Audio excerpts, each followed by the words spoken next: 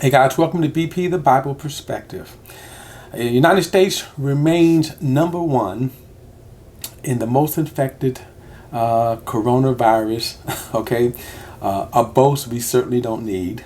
But what's even more troubling is Florida governors Ron DeSantis and Mississippi Governor Tate Reeves and Liberty University Chancellor Jerry Falwell Jr.'s cavalier attitudes towards this disease is even more more dangerous.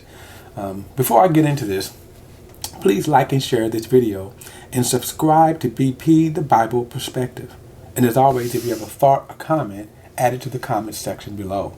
All comments are welcome. As I look at the world map, and I'm reading from the world meter, if you Google this, so you'll get these numbers, and they're updated daily. I don't know how often they're updated, but at the very least, they are updated daily. Here's the interesting things, people. We're at 700,000 cases worldwide. Now, this number is since the virus broke.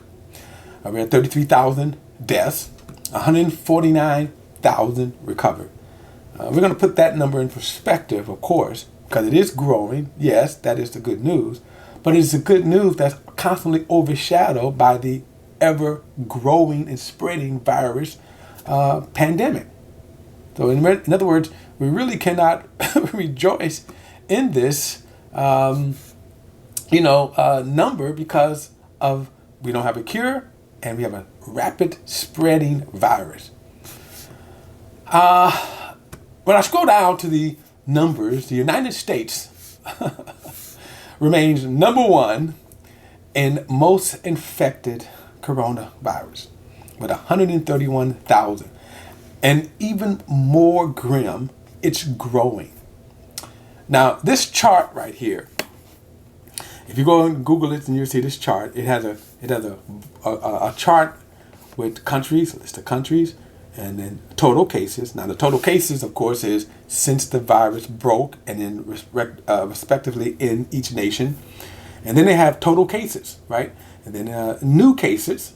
I'm going to come back to this new case because this is very interesting in the new case. And then, of course, total deaths. Total deaths.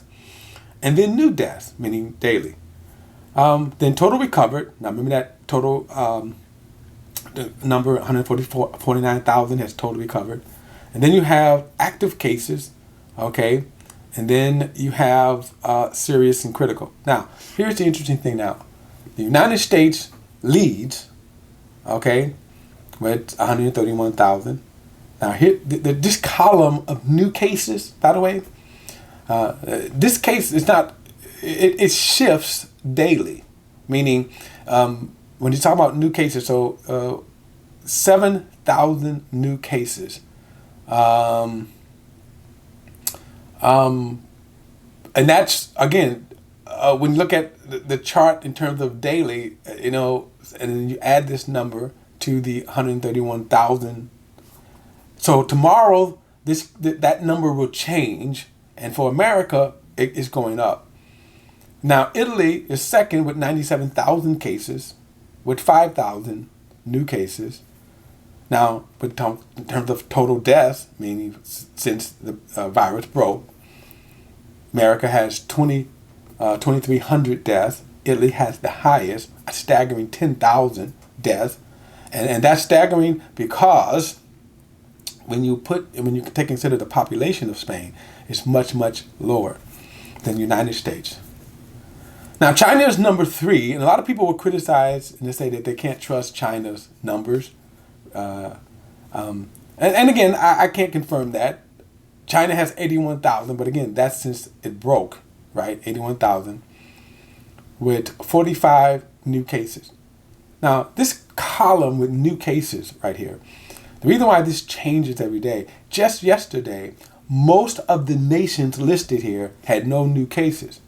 And today, most of the countries listed have new cases, so they change. And so the new cases in of itself is not as important of a column for us. Same thing with deaths, okay? Because they're going to change. Now, we go back to this recovery number of 149,000. That all depends, of course, where you are, okay? Respectively, the United States have a kind of with respect to its population, a very low death rate. But understand, it's growing. I'll get back to that in a moment. Italy has an extremely high death rate compared to its population, and also an effective total cases of infected rates. Now, China has a low, right? It has a low rate across the board. Why? Because China has over 1 billion people. We're not giving them props.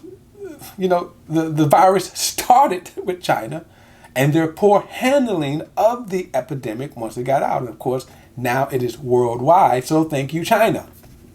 Okay? Now, here's the thing. America has never, now, even though, as I said, this column of new cases changes from day to day. Some countries have, like for example, France has 37,000 total cases, but no new cases today. Now that number probably would change, okay? Here's the interesting thing about the United States. Our numbers have never changed. Our numbers have increasingly gone up. So we've never had a day where we had no new cases of infected people with coronavirus. And that's staggering, y'all. And we're number one with 131,000, and our numbers are going up. Okay? Now, with this, let's understand why this is a problem. The coronavirus, they know where it came from in China. They know what it is. Here's the problem. They don't have a vaccination. They don't have a cure. So why no new cases in some countries? Probably because they stop human traffic. Okay, in other words, human contact. This disease, this virus, is spread through contact. Contact from an infected person, surfaces, everything. It is highly contagious. That is the interesting thing. It is highly contagious. And for that matter, this is why we should have these extreme measures to limit human flow or traffic. Why? The more you gather, the more people gather, the greater the risk that more people will be infected. It's extremely important to understand this. If I sneeze, right, and you walk past that, you can be infected. All right, but that's okay. If you sneeze, I can also stand back, right? That sneeze, the particles, the droplets land on the table. You come put your hand on the table, now you're affected. And even if you don't show symptoms, okay? Even if you don't show symptoms, you're still infected, and you can now spread this infection to other people by touching things. You touch this mouse. I touched this mouse. Now it's infected and it is spreading. Now, we can never, in a sense, cease beating this horse because it is not dead. This is not a dead horse. And it's for that reason, these three Republican figures, okay, Governor Ron Santos of Florida, Ron Santos of Florida, Tate Reeves of Mississippi, and then Liberty University's chancellor, Jerry Falwell Jr. What makes them so dangerous? Because their cavalier attitude towards this disease. They control masses of people. And even though Jerry Falwell Jr. is not a governor, 19,000 people can be assembled on his campus, in which he has told them to come back to class. Now, of course, he's had to walk it back. The problem is there's so much confusion, people don't know exactly what they're supposed to do. If you go back and you read on that. The question is, why would he even stir that up? Does he not get the same information that other people are getting? That our stats has never changed. We're increasing, we're going up. Florida Governor Ron DeSantis, in a I don't even know how to explain it, that he allowed spring break to continue, and this approach to, again, limiting people. Spring break, again, what's going on with spring break? A lot of contact. Here's the interesting thing. We don't know at this point who's infected, right? The virus is there. Who's infected? Mississippi freshman governor Tate Reeves has his state in confusion because they don't know what the heck is going on. Why isn't he acting in a more aggressive manner? Here is the thing, you all. This virus, at this point, we have two problems. Since we don't have a cure, that's problem number one, then that means it's going to continue to spread. Remember when President Trump even mentioned the fact that he wanted America back to work, his wish, though, he wanted America back to work by Easter. You can only say something like that if you have a cure, a vaccination. Why would you want people to come out? Because it's going to make it 10 times worse.